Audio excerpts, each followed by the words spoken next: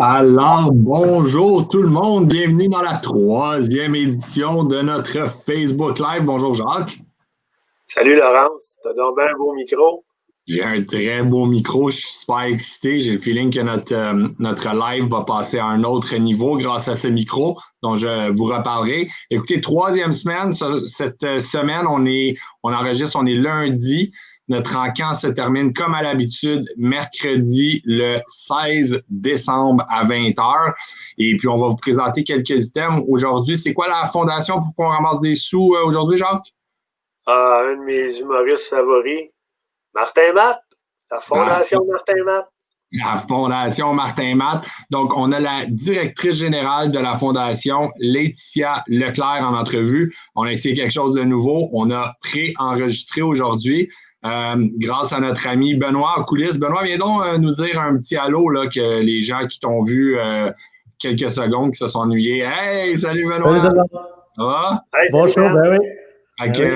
Merci Benoît. Benoît, c'est lui qui a fait en sorte qu'on a pu faire un petit enregistrement aujourd'hui. On va pouvoir regarder ça avec vous. Laetitia va pouvoir nous parler de la fondation. C'est quoi la fondation Martin Matt? Tout le monde connaît Martin Matt, mais pourquoi la fondation? Nous, chez Signature Pro, c'est la troisième année qu'on va faire le encamp annuel. Donc, c'est une façon. Des fois, les gens nous demandent à qui on remet les sous, comment on choisit les fondations. Bien, souvent, c'est un petit peu ça. C'est des fondations avec qui on collabore ou qu'on est sur place dans les événements. Et puis, c'est une façon de dire merci puis de faire un peu un win-win, de redonner aux gens qui travaillent avec Signature Pro. Fait que c'est une des raisons pourquoi on a choisi la Fondation Martin Matt cette semaine. Donc, avant de vous présenter l'entrevue avec Laetitia, on voulait commencer. On a une nouvelle rubrique. On n'a pas encore le nom officiel, mais on a une idée, on a une suggestion. Si vous avez une meilleure suggestion, vous pouvez aussi nous le faire. Mais comment on l'avait appelé, Jacques? Écoute, moi, je capote juste de savoir qu'on est rendu avec une rubrique. Ça va être big, ce show-là. Là, on est rendu à quoi, Benoît? Le 700-800 auditeurs là, en troisième semaine? Oui, on a dépassé bientôt le 1000, là. OK, 1000 doigts divisé par 10 doigts. En tout cas, ça s'en vient bien notre affaire. Dans le fond, on a pensé à une rubrique qui s'appelait, on voulait l'appeler le choix des boss. Parce que moi, entre autres, quand j'étais en événement, puis on sait que dans un événement, on arrive en début d'après-midi, on prépare tout l'encan.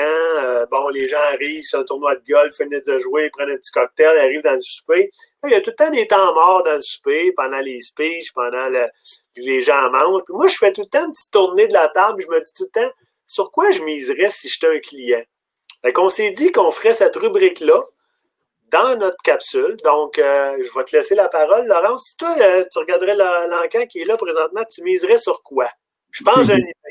C'est une idée, hein? Ce que j'ai dans les mains, c'est un micro karaoké, mesdames et messieurs. Puis, tu sais, c'est ça que je veux vous montrer. En événement, on a glissé un mot la semaine passée. En événement, on a ce beau micro-là qui est sur la table. Benoît, j'aimerais ça que tu montres mon micro. Merci. Alors, on a ce beau micro-là qui est sur la table. Tu le vois, tu le feels, tu vois la qualité, tu joues avec, tu dis « Hey, je vais faire de l'écho avec mon micro. » Mais c'est niaiseux, mais c'est des petites choses comme ça. Puis, tu réalises que c'est un beau produit de qualité. Quand tu vois la photo, ça laisse pas paraître à quel point c'est un beau produit. On a 2 micros comme ça à l'encan, un rose, un or.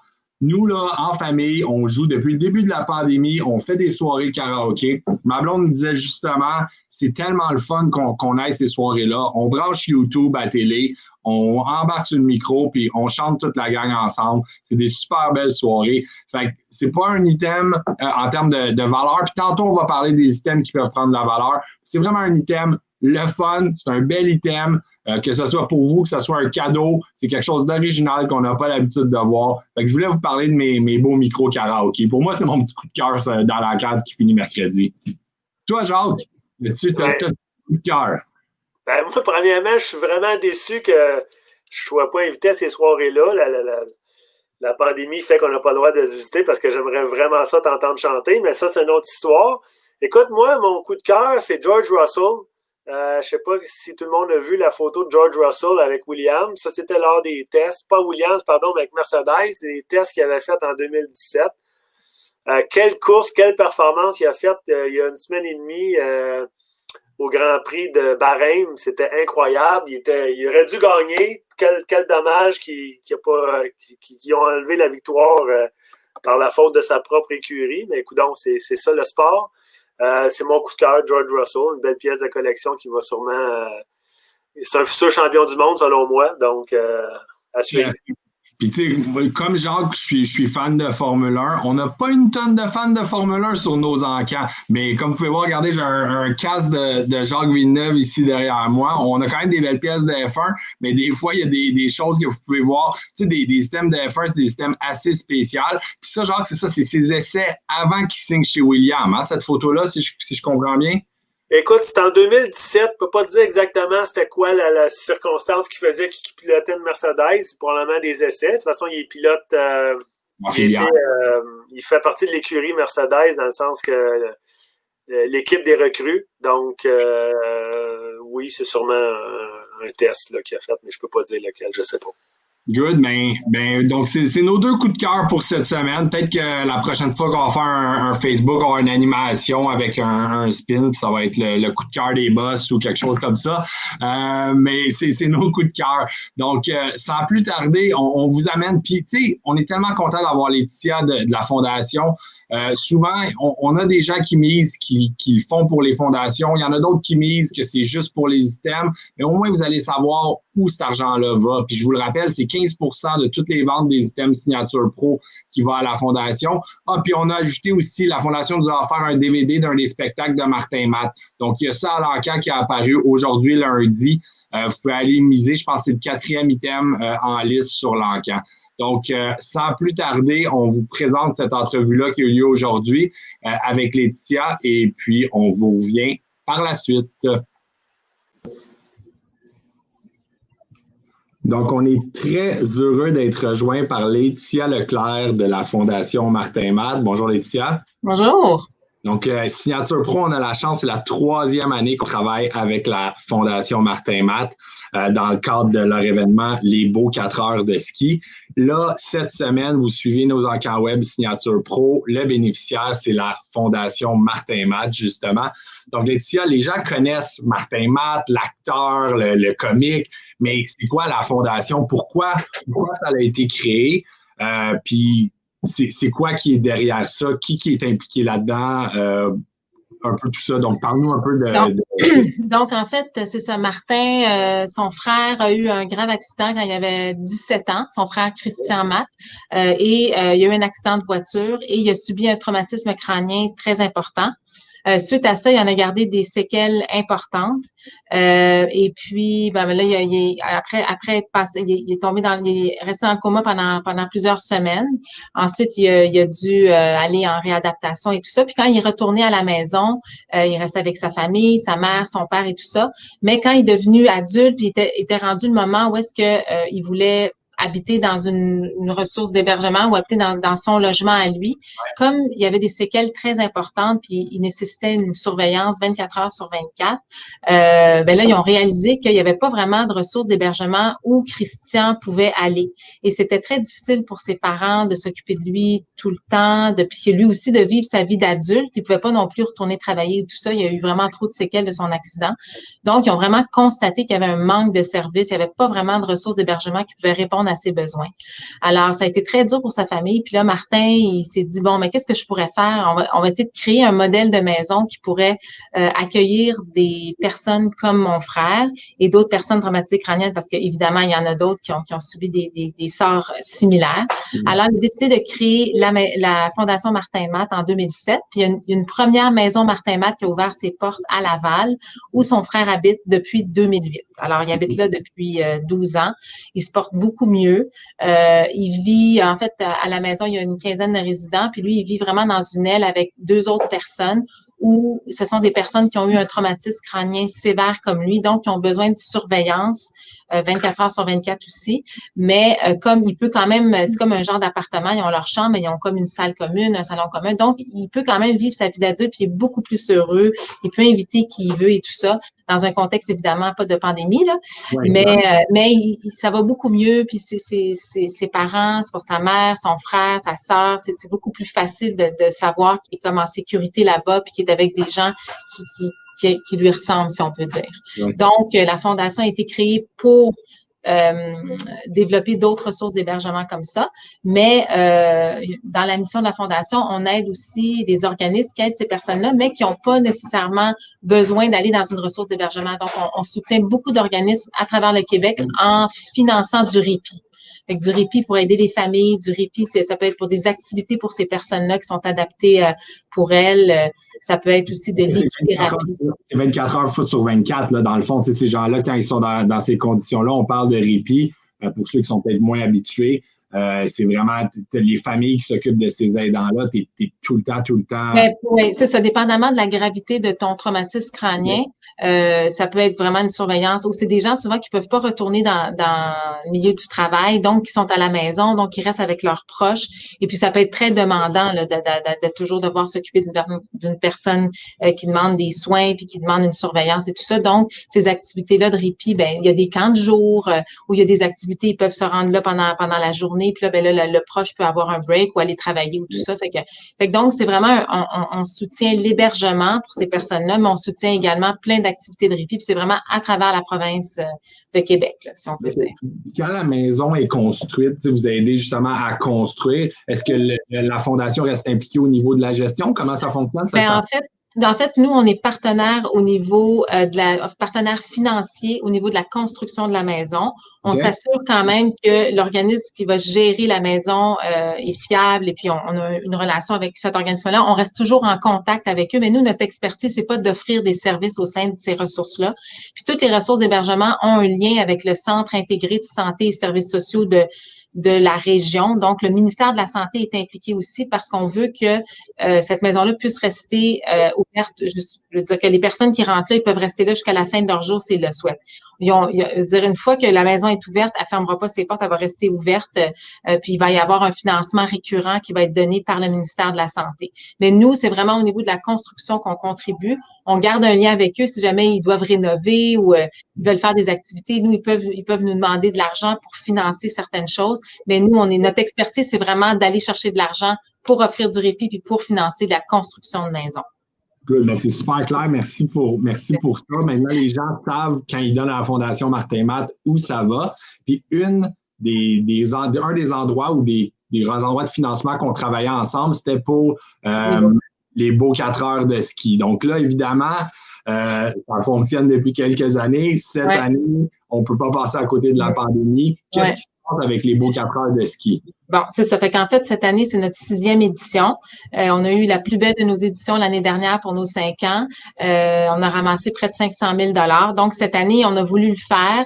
Mais quand on a vu que les zones rouges, oranges, tout ça, ça allait de moins en moins bien, on s'est dit, bon, on fera pas une activité où on va inviter les gens à se rendre à Saint-Sauveur comme les autres années puis à faire un 4 heures de ski.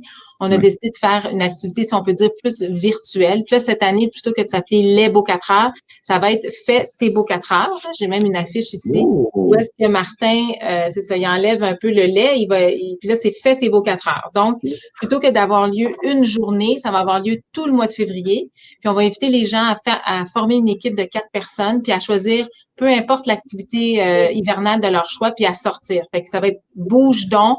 En février, bouge donc, fais une activité, puis tu as tout le mois de février pour le faire, puis évidemment, amasse de l'argent pour la fondation.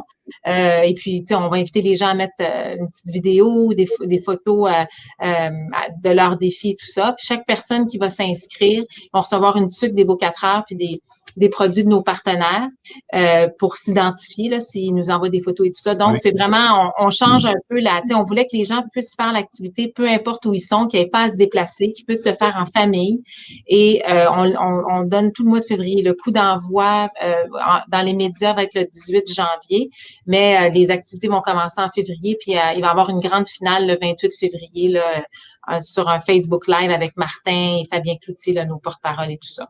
Cool. Fait que dans le fond, les gens choisissent une activité, puis dans le fond, c'est un peu un défi que tu donnes d'une certaine façon. C'est ça. C'est ça. Tu peux choisir à être 4, tu peux faire un 4 heures à 4. Donc, tu peux dire, OK, nous 4 en famille, on va aller faire 1 heure de raquette chacun, on va avoir fait notre 4 heures. Ou tu peux dire, on est 4, puis on fait chacun un 4 heures d'activité. Tu sais, si jamais c'est des amis qui se mettent ensemble, c'est pas possible de se rassembler.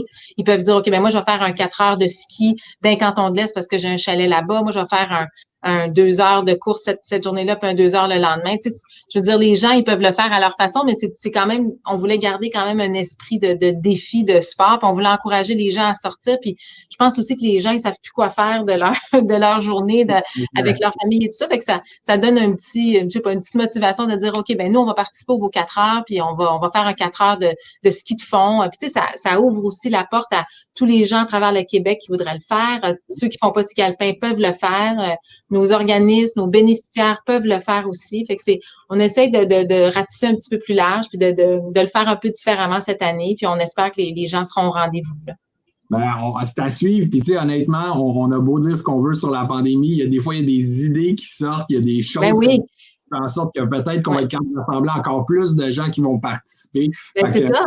On se croise les doigts, on espère que ça fasse du positif au lieu que ça soit du négatif. Puis c'est ça, peut-être juste de rajouter aussi que dans cet événement-là, en parallèle, on va avoir notre encamp aussi interactif qu'on fait avec vous, qui va durer tout le mois de février. Puis ça va être l'argent qu'on va ramasser avec notre encamp va être mis dans tout l'argent, la collecte qu'on va faire pour les beaux 4 heures. Fait on a comme les beaux 4 heures, puis on a l'encamp qui va faire un beau total, puis on a un objectif de 300 000 cette année, là, qu'on espère atteindre et dépasser. On espère qu'on va aller chercher ça, puis on est super fiers chez Signature Pro d'avoir la chance d'être associé à la Fondation Martin Matt. Merci beaucoup, Laetitia, d'avoir été avec nous aujourd'hui. Et puis, en attendant les beaux 4 heures, allez sur le Facebook de la Fondation Martin Matt, allez les suivre. Vous allez voir justement quand les posts vont arriver pour les beaux 4 heures, puis vous pouvez tout de suite aller miser, évidemment, sur l'encamp mensuel. Donc, un gros merci. À la prochaine. Merci à toi, Laurence. Merci. Au revoir. Bye! Alors, on est de retour, mesdames et messieurs. Merci à Laetitia de s'être prêtée à notre première entrevue préenregistrée. Donc, Fondation Martin Matt, vous avez tout ça, puis la vidéo reste sur la page de l'encamp pour les prochains 2-3 jours jusqu'à mercredi soir. On revient avec une petite capsule, encore une capsule, genre quand on aime ça, les capsules. Des rangs du big. Donc, écoutez, ce qu'on veut vous présenter aujourd'hui, on revient. La question qu'on se fait toujours poser, c'est quoi les items qui vont prendre le plus de valeur? Que ce soit en événement, que ce soit des gens qui passent ici au bureau ramasser des lots. Vous aimez ça, vous faire rassurer que vous achetez des lots qui prennent de la valeur. Mais il y en a dans l'encamp. On veut vous les présenter. Donc, on a identifié 7 items qu'on veut vous parler aujourd'hui. Jacques, je te laisse partir le bal. Je suis pas sûr que je vais dans le bon ordre, mais j'ai devant moi. Ah, c'est Al Pacino. OK, ben je l'ai pas devant moi, je l'ai à l'écran. Devant moi, on va revenir tantôt. Écoutez, Al Pacino, quoi dire d'autre? Une icône de Hollywood. Le fameux film Godfather. 1 + 1 fait 2, hein? C'est une pièce incroyable. Pour les fans, c'est un article assez rare qu'on n'a pas souvent. On en a eu quelques-uns, soit avec le film Godfather ou avec Scarface. Et celle-ci, une scène mémorable du film. Donc, belle pièce. Excuse-moi, moi, c'est la première fois que je vois cette photo-là comme ça. Puis ça, là, je ne l'ai pas vu en vrai. Celle-là, c'est-tu comme dans le mat qu'il y a le dessin à droite, tout ça, puis le Godfather? C'est ce que j'allais dire. On a gravé dans le passe-partout. Okay. C'est gravé au laser. Donc, le logo du film, le nom d'Al Pacino et une photo à droite. Et en bas, le fameux slogan utilisé dans le film, là, ou répété souvent dans le film. Je m'excuse, ça va mieux de voir sur mon écran ici. Là. Keep your friends close. Keep your enemies closer. Donc, voilà. Quand on sont en fait avec des plaques, ça, c'est tout vraiment dans le passe-partout. Fait que non, ça fait un petit peu différent. Fait que ça, c'est en effet une très belle pièce. C'est un grand format, ça, genre? On parle-tu d'un 16-20, d'un 11-14? Photo 11x14. Donc, à noter pour les gens, des fois, qui se posent des questions, là, quand on marque les dimensions, c'est toujours... je viens de voir que ma lumière est morte. Donc, excusez, je suis tombé en pénombre. C'est toujours la dimension de la photo qui est indiquée. Donc, 11x14, ça veut dire qu'évidemment que le cadre est toujours plus grand que ça. Là. Good. Alors, on va passer au prochain item qui est un cadre 16-20. des Canadiens, édition 77-78. Moi, pourquoi je veux vous parler de celle-là? Il y a 13 signatures. Bon, il y a Guy Lafleur, Yvan Cournoyer, Serge Savard, Larry Robinson. Il y en a 13. Mais l'idée, c'est que les gens, vous devez comprendre comment c'est créé, ces cadres-là. C'est des projets. Il n'arrive pas vraiment de moment où, hey, magiquement, on est avec ces 13 personnes-là dans la salle. C'est des séances de signature qui ont lieu. Et puis, un cadre comme ça peut prendre 6 ans à être fait. Dans le sens que, OK, ben à un tel moment, il y a telle personne qui peut signer. La photo est envoyée. Elle nous est renvoyée par la poste ou elle nous est renvoyée par rapport à un agent avec qui on travaille. Puis là, il y a un échange de photos comme ça qui est fait. Fait qu'il peut y avoir différentes versions. On peut avoir la même photo qu'on a peut-être eu avec 7 signatures, avec 9 signatures. Celle-là, c'est une 13 signatures. Puis c'est des systèmes de collection. Quand vous regardez une pièce comme ça, si tu as 2 signatures qui sont sur 2 photos différentes, ça a moins de valeur que si les 2 signatures sont sur la même photo. Pourquoi? Parce que ça veut dire qu'il a fallu que les 2 athlètes manipulent la même photo plutôt que d'avoir 2 photos distinctes qui ont été mises dans un cadre. Donc ça, c'est sûr que ça en fait une pièce de collection. Puis quand on est rendu à 13 noms sur un cadre comme ça, on parle d'une pièce assez spéciale. Merci. On va rester dans les Canadiens. Jacques, je pense que tu as une pièce un peu spéciale de l'histoire du forum pas loin de toi. Oui, puis ce que je voulais juste rajouter sur la photo que tu viens de parler, ben, c'est quand même la saison 77-78 des Canadiens, là, une saison incroyable. L'item que je veux vous présenter, je l'ai dans mes mains, je ne sais pas si on va le voir comme faux, là, mais les photos sur le site web pour l'enquête sont super belles. Là. C'est une brique du forum signée par Richard. Donc, c'est une brique qui était dans le forum. Lorsqu'ils ont changé des murs, défait des murs, les briques ont été ramassées. Je suis en train d'ouvrir le display pour vous la montrer. Là. Fait que c'est super beau avec la petite épinglette qui avait été créée lors de la fermeture du forum là, pour célébrer le forum. Et c'est une édition limitée de 800. Moi, j'ai le numéro 387 dans les mains. C'est pas celle-là qui est à l'encan, mais si vous lisez dans la description, vous allez voir c'est quel numéro qu'on a dans l'encan. Et puis, ça vient qu'un présentoir. Vous avez vu certaines briques où on vendait juste la brique à l'encan. Cette fois-ci, c'est avec le présentoir en plexi, avec la super belle plaque avec le logo des Canadiens et le logo du forum. Très belle pièce de collection. On l'a vendu la semaine passée dans un encan pour la Fondation des Canadiens au-dessus de 500 $. Donc, belle pièce de collection. Excellent. Maintenant, je vais vous parler d'une pièce. Moi, je suis un fan de tennis. On a le privilège à chaque année d'être à Coupe Rogers avec Tennis Canada qui nous font confiance pour gérer leurs encans. On a un cadre de Raphaël Nadal cette année à l'encan. Puis, pas cette année, cette semaine à l'encan. Ce qui est spécial, c'est, je veux dire, des choses de Nadal, des choses de Federer, il n'y en a pas beaucoup qui passent puis qu'on a accès.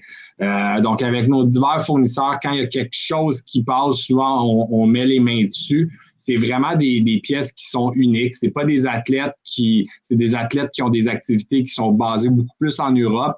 Donc, c'est sûr que c'est beaucoup plus difficile pour nous d'obtenir ces pièces-là. Donc, un fan de tennis, c'est pour vous, c'est un cadeau. C'est des pièces vraiment spéciales. Puis, veut pas, je veux dire, on vit une époque magique là, au niveau du tennis quand tu as Federer, Nadal puis Djokovic qui ont fait ce qu'ils ont fait pendant autant d'années. C'est quelque chose qu'on vivra jamais. Donc, c'est vraiment, c'est un cadre là, qui est magique. Nadal, c'est un icône pour une génération avec les autres grands que je viens de nommer. Puis là, genre... Oui. Nadal vient de gagner son 13e Omnium français, le French Open à Roland-Garros. 13 fois, c'est incroyable. Pas personne qui va gagner le même tournoi majeur 13 fois. Même Tiger n'a pas gagné le Master plus que 5 fois. Jack Nicklaus, 6 fois au golf. 13 fois, c'est incroyable. C'est exceptionnel. Là, parlant de choses exceptionnelles, je pense que c'est un petit bijou. Moi, c'est une signature que j'ai jamais vue. Ça fait quoi, 10-11 ans qu'on travaille ensemble, genre que j'ai jamais vu une signature de ce joueur-là passer, puis on en a une à l'encan cette semaine. Moi, ça fait 22 ans. C'est la première fois que je vois une signature de Toe Blake. Premièrement, je vais vous parler un petit peu du chandail. Donc, c'est un chandail c'est un chandail réplique qui a été fait pour célébrer, je vais me lever, ça va être plus facile. En 1937, Howie Morenz, qui est décédé d'une maladie subitement, alors qu'il était une vedette des Canadiens. Donc, ils ont fait un match pour célébrer son départ. Je ne sais pas que célébrer est le bon mot, mais aussi pour ramasser des fonds pour la famille. Donc, ça, c'est le chandail qui était porté dans le match. Donc, Howie Morenz Memorial Game. Il y avait un écusson du CH sur la manche. Et dans ce cas-ci, ce qu'on a fait, on a rajouté le numéro 14 de Toe Blake. Et évidemment, des numéros 14 ou des chandails autographiés de Toe Blake, ça n'existe pas. Alors, ce qu'on a fait, on a pris un carton autographié, donc on appelle ça un index card en bon québécois, autographié, et on a découpé dans le chandail, dans le numéro, pour insérer l'autographe. Donc, c'est pas le numéro comme tel qui est autographié, c'est un carton. Et puis, attendez un petit peu, c'est Siri qui a décidé qu'il me parlait. Merci, Siri. Je ne sais pas ce que j'ai dit pour l'appeler, mais bon. Donc, Toe Blake, signature sur le numéro dans le carton. Donc, une pièce assez spéciale. Comme je vous disais, moi, en 22 ans, c'est la première fois que je vois un autographe de Toe Blake.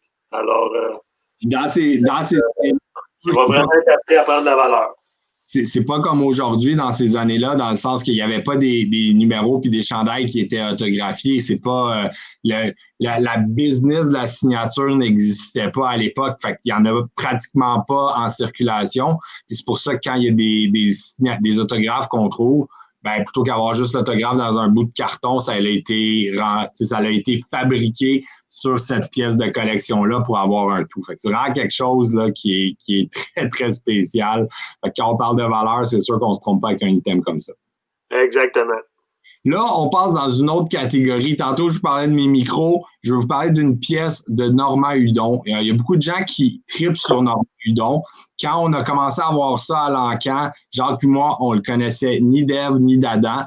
Mais Normand Hudon a un coup de pinceau assez spécial. Puis les gens dans les encans, quand on les croise, ça c'est un Normand Hudon. Donc, pour les amateurs d'art, on a une pièce à l'Encan. C'est assez gros, merci. Je veux vous le montrer. Écoute, Laurence, pendant que tu le ramasses, je vais juste conter une petite anecdote. Normand Hudon est reconnu pour faire des prêtres en vélo. C'est ça qui est son look numéro 1 dans ses peintures. Puis moi, j'avais un fournisseur qui me disait tout le temps, écoute, on peut te fournir du Normand Hudon dans tes encans, ça marche, ça marche. Moi, je regardais les prêtres à vélo, puis je me disais, ça n'a pas d'allure. Puis, je l'ai essayé. Puis le premier tournoi qu'on a fait ça, je pense qu'il s'est vendu. Ça valait dans le temps, ça commençait à 300-400 $, puis ça s'était vendu, je pense, 2500 $. Tout le monde capotait. Un Hudon.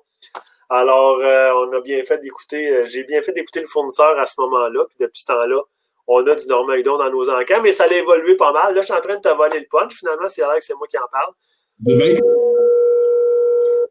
Mais ça sonne ici. Mais puis ces pièces-là, vous les voyez pas bien à l'œil, mais c'est des giclées, c'est ça, genre des giclées sur toile, c'est comme ça qu'on les appelle? Giclée sur toile. Giclée, c'est un mot, on va dire fancy pour dire lithographie, mais c'est aussi un processus d'impression qui est beaucoup plus haut de gamme. Donc, les couleurs sont plus vives, les traits de pinceau sont plus visibles. Écoutez, les gens qui voient ces peintures-là, ces lithographies-là, pensent que c'est des originaux. Donc, évidemment, un original de Hudon de cette grandeur-là vaudrait 25-30 000 $. Donc, évidemment, c'est pas des originaux, mais le look sur le mur est incroyable.